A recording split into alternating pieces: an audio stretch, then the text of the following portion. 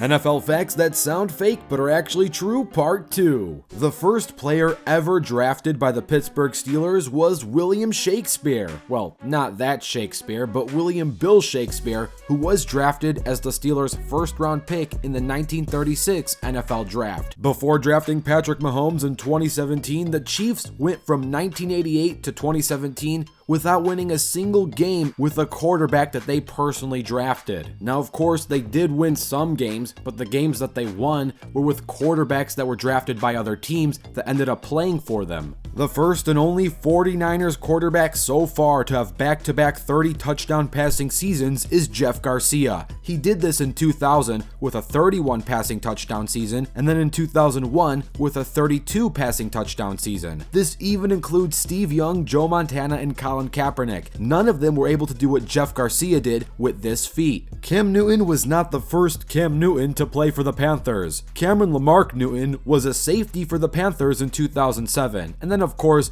Cameron Jarrell Newton was the #1 overall pick in 2011 and became NFL MVP in 2015. And while we're on the topic of the Panthers, the first player they ever cut was WWE star Bill Goldberg. Quarterback Brad Johnson once threw a touchdown pass to, you guessed it, himself in 1997 in the Panthers vs. Vikings. The New York Jets have never beaten the Eagles, ever. They are 0-12 all time so far. And speaking of the Eagles, the Philadelphia Eagles are the only NFL team logo that faces towards the left. All the other logos face towards the right or are center facing. This is because the feathers on the Eagles' neck can form a hidden letter E.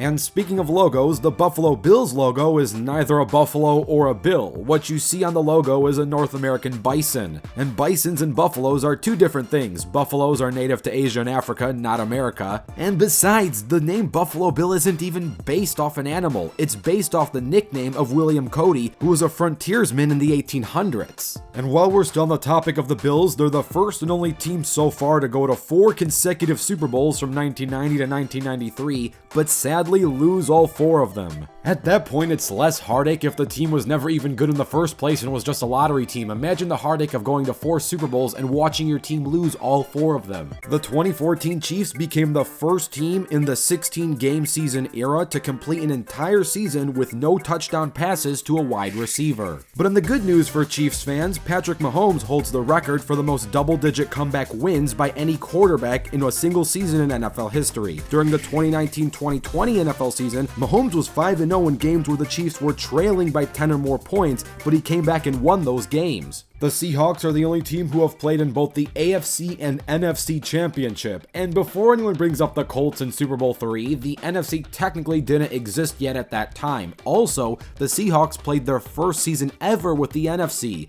and then swapped conferences with Tampa in 1997, so both franchises can face every team within the course of 2 years. Ryan Fitzpatrick attended Harvard and graduated from Harvard University in 2005 with a Bachelor of Arts degree in economics. The Minnesota Vikings, despite playing 4 Super Bowls, never scored any point in a Super Bowl first half. So here were NFL facts that sound fake but are actually true, part 2. Let me know if you want to see a part 3, and if so, I'll let those facts free. Don't forget to tackle that like button and subscribe with notifications turned on. I'm Touchdown Rewind, and I'll fast forward to you later.